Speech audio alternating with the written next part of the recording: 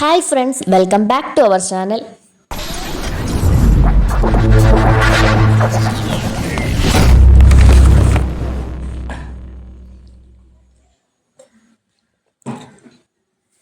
ഞങ്ങളുടെ ജീവിതത്തിൽ ഏറ്റവും മനോഹരമായ ദിനങ്ങൾ.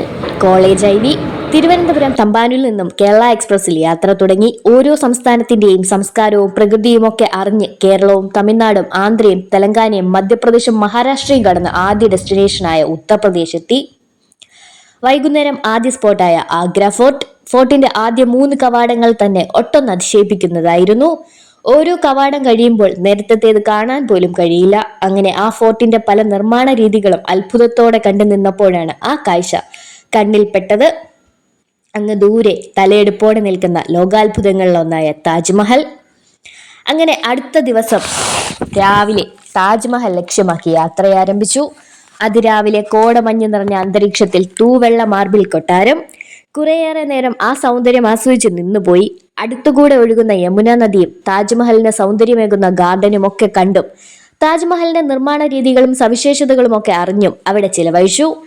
പിന്നീട് നേരെ ചരിത്രത്തിൽ ഇടം നേടിയ ജാലിയൻ വാലാബാഗും പ്രശസ്തമായ സുവർണ ക്ഷേത്രവും ഇന്ത്യ പാക് ബോർഡറായ അട്ടാരി വാഗ ബോർഡറും സന്ദർശിച്ചു. അന്ന് രാത്രി ഞങ്ങൾ യാത്ര തുടർന്നു. പഞ്ചാബിൽ നിന്നും ഫുഡൊക്കെ കഴിച്ച് സ്വപ്നഭൂമിയിലേക്ക് യാത്ര തിരിച്ചു.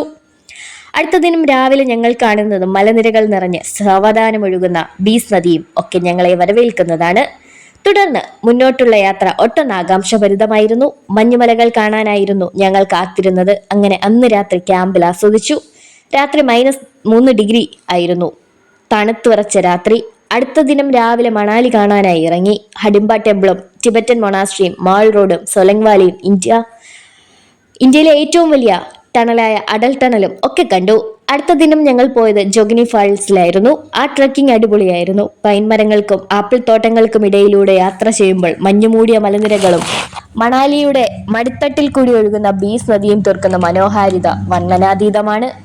മലമുകളിൽ നിന്ന് താഴോട്ട് പതിക്കുന്ന വെള്ളച്ചാട്ടത്തിന്റെ ചാരുത ആസ്വദിച്ച ശേഷം നേരെ കുളുവിലേക്ക് റിവർ റാഫ്റ്റിങ്ങിന് വേണ്ടി. രാത്രിയിൽ തിരികെ ഡൽഹിയിലേക്ക്.